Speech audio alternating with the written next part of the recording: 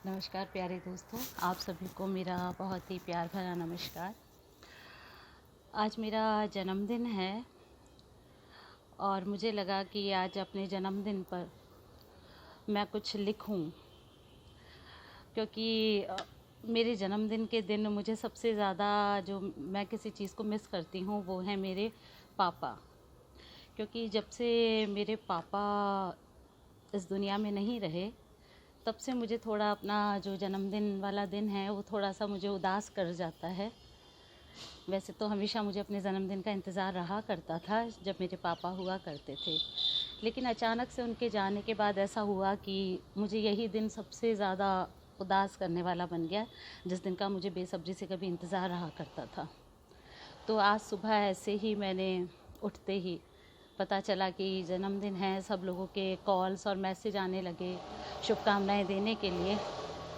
तब अचानक से फील हुआ कि जिसने हमें जन्म दिया वो तो इस संसार में है ही नहीं, तो फिर हमारे उस जन्मदिन का औचित्य क्या है। तो ऐसे ही बैठे बैठे सुबह सुबह मैंने कुछ 4-5 पंक्तियाँ अपने फादर के ऊपर लिखी है, तो वो मैं आपके साथ शेयर करना चाहती हूँ।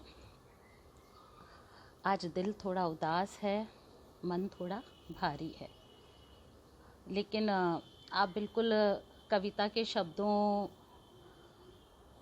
को जो है आप अपने दिल की गहराई से सुनेंगे तो आपको लगेगा कि मात्र ये कविता नहीं है, ये एक उस बेटी या उस संतान के दिल की आवाज़ है जो कि अपने पिता को या माता को जिनको भी खो चुके होते हैं, और फिर हमें कैसा फील होता है अपनी लाइफ के अंदर, क्या क्या चेंजेस आते हैं। जीने को हम जीते हैं, ज़िंदगी चलती रहती है, कुछ पता नहीं पड़ता, सबको लगता है हम खुश हैं, हंस रहे हैं, बोल रहे हैं, ज़िंदगी में कुछ भी नहीं बदला। लेकिन फिर भी मैं आपको बताऊं, कुछ इतनी छोटी छोटी सी बातें हैं जो हमें एहसास कराती हैं कि अब हमारे पिता या माता इस संसार में नहीं रहे। तो कौन सी छोटी छोटी सी बातें हैं जो आपको इन चीज़ों का एहसास कराती हैं, बस वही कुछ कहने की मैंने कोशिश करी है। हो सकता है मेरी ये आवाज़ मेरे पापा तक भी पहुँचे। तो शुरू करती हूँ। अब नहीं रहता अपने जन्मदिन का इंतज़ार मुझको, अब नहीं रहता अपने जन्मदिन का इंतज़ार मुझको, क्योंकि मुझे जन्म देने वाले मेरे पापा अब नहीं रहे।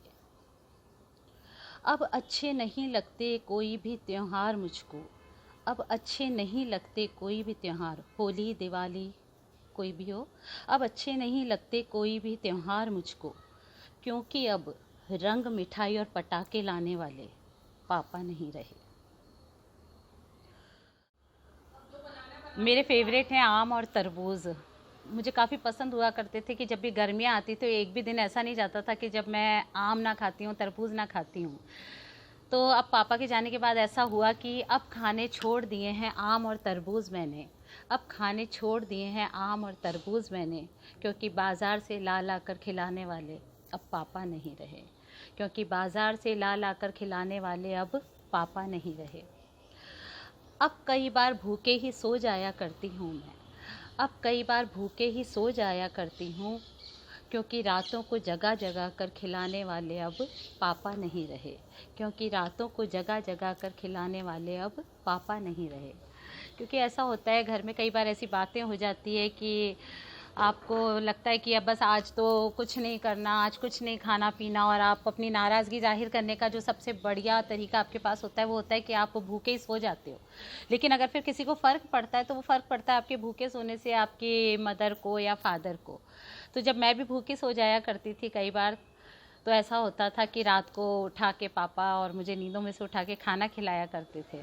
तो अब उनके जाने के बाद बता रही हूँ कि अब कई बार भूखे ही सो जाया करती हूँ मैं, क्योंकि रातों को जगा जगा कर खिलाने वाले पापा नहीं रहे।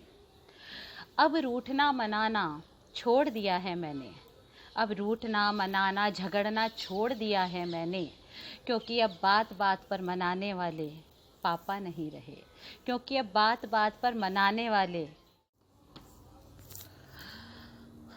अब कई बार भूखे ही सो जाया करती हूँ, अब कई बार भूखे ही सो जाया करती हूँ, क्योंकि रातों को जगा जगा कर खिलाने वाले अब पापा नहीं रहे, कई बार होता है कि हम घर वालों से कोई किसी बात पे नाराज़ हो जाते हैं और गुस्से में हम कई बार भूखे सो जाते हैं। तो जब फादर हुआ करते थे तो वो क्या करते थे कि रातों को जगह जगह के हमें खाना खिलाया करते थे। तो अब कई बार ऐसा होता है कि भूखे ही सो जाया करती हूँ, क्योंकि रातों को जगह जगह कर खाना खिलाने वाले अब पापा नहीं रहे। अब रूठना और मनाना छोड़ दिया है मैंने, अब रूठना और मनाना छोड़ दिया है मैंने, क्योंकि बात बात पर मनाने वाले अब पापा नहीं रहे, क्योंकि बात बात पर मनाने वाले अब पापा नहीं रहे। अब मायके की भी याद नहीं आती है मुझको, अब मायके की भी याद नहीं आती है मुझको, क्योंकि फ़ोन कर कर के बुलाने वाले पापा नहीं रहे, क्योंकि फ़ोन कर कर के बुलाने वाले पापा नहीं रहे। पहले ऐसा होता था कि जब पापा थे तो एक भी दिन ऐसा नहीं निकलता था कि वो फ़ोन करके ये ना कहें कि चल आजा, आज ये बनाया है, आज ये खा ले, आज वो कर ले। तो फादर के जाने के बाद एक ये कमी फ़ील हुई कि अब मायके की भी याद नहीं आती मुझको, क्योंकि फ़ोन कर कर के मुझे बुलाने वाले अब पापा नहीं रहे। अब हर दुख दर्द से अकेले ही लड़ती हूँ मैं, अब हर दुख दर्द से अकेले ही लड़ती हूँ मैं, क्योंकि मैं हूँ ना कहने वाले अब पापा नहीं रहे, क्योंकि मैं हूँ ना कहने वाले अब पापा नहीं रहे। दुनिया में एक ही शख्स होता है जो हमें ये कहता है हर परिस्थिति में कि अरे पागल है क्या, क्यों घबराती है, क्यों चिंता करती है, मैं हूँ ना। तो ऐसा कहने वाला सिर्फ एक ही शख्स होता है हमारी ज़िंदगी में, और वो होते हैं हमारे फादर, हमारे पापा। तो ये वाली चीज़ मैंने बड़ी मिस करी अपनी लाइफ में कि अब हर दुख दर्द से अकेले ही लड़ती हूँ मैं, क्योंकि मैं हूँ ना कहने वाले अब पापा नहीं रहे। अब ज़िंदगी का हर रंग फीका लगता है मुझको, अब ज़िंदगी का हर रंग फीका लगता है मुझको, क्योंकि इस ज़िंदगी में रंग भरने वाले अब पापा नहीं रहे, क्योंकि इस ज़िंदगी में रंग भरने वाले अब पापा नहीं रहे। अब नहीं रहता अपने जन्मदिन का इंतज़ार मुझको, अब नहीं रहता अपने जन्मदिन का इंतज़ार मुझको, क्योंकि मुझे जन्म देने वाले मेरे पापा अब नहीं रहे, क्योंकि मुझे जन्म देने वाले मेरे पापा अब नहीं रहे। दोस्तों, एक छोटी सी कोशिश की थी कि मैं अपने पापा के लिए 2 लाइनें लिख पाऊँ और बोल पाऊँ, और ये लाइन्स मैं शायद आज इसीलिए लिख पाई हूँ कि आज मेरा जन्मदिन था। शायद आज मेरा जन्मदिन ना होता तो मैं इस तरह की लाइन्स को अपनी फीलिंग्स के साथ ना भी लिख पाती, क्योंकि कोई कोई अवसर ऐसा होता है कि जब आपके अंदर से जो आवाज़ आती है वो दिल से आती है और आप दिल से कुछ लिख पाते हैं। तो आज ये दिन वैसा ही था कि आज मैं ऐसा लिख पाती। तो अगर आप लोगों को ये फादर के लिए लिखी हुई कविता पसंद आई है तो आप सब इसे सुने, इसे लाइक करें, शेयर करें।